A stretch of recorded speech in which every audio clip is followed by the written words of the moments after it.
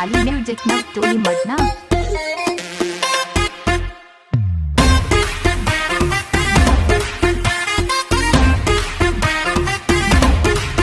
हमसे दिल तो लगा ले रे, आजा इश्क का मजा ले रे। हमसे दिल तो लगा ले, आजा इश्क का मजा ले। बनके मेरा बॉयफ्रेंड गर्लफ्रेंड बना ले। मैं सिंगल हूँ, किसी को ये खबर नहीं, खबर नहीं, खबर नहीं।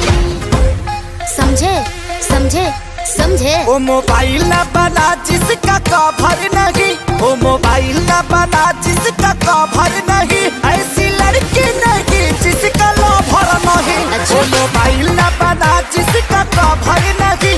ऐसी लड़की नहीं जिसका लवर नहीं। बट मैं तो सिंगल हूँ यार। डीजे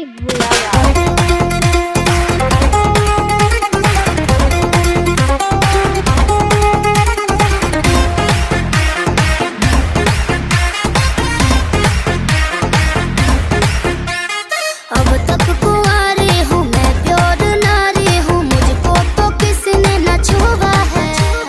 बिना कुछ कैले धैले गाल मलपुआ कैसे हुआ है? शरीर का सेवा हुआ है।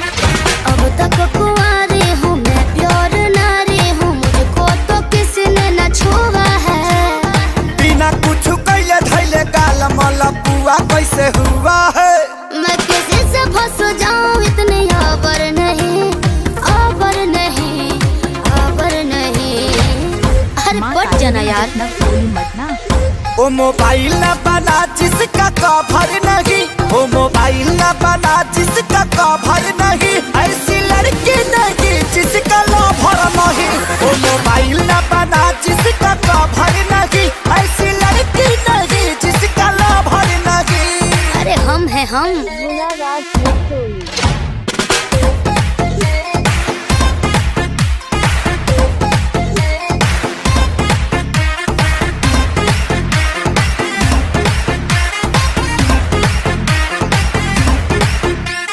मम्मी कसम कहती हूँ, सिंगल ही रहती हूँ, पूछ लो न श्याम देहाती से।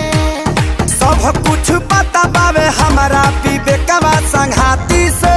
का जाना थोड़ा। मम्मी कसम कहती हूँ, सिंगल ही रहती हूँ, पूछ लो न श्याम देहाती से। सब कुछ पता बावे हमारा विवेकवा संघाती से। खुल के बोलिए क्यों आपको सबर नहीं, सबर नहीं, सबर नहीं, सबर नहीं, सबर नहीं। वो मोबाइल न बना जिसका कवर नहीं, वो मोबाइल न बना जिसका कवर नहीं। ऐसी लड़की नहीं जिसका लवर नहीं। वो मोबाइल न बना जिसका कवर नहीं। ऐसी लड़की नहीं जिसका लवर नहीं। माँ काली म्यूजिक न टोली मदना।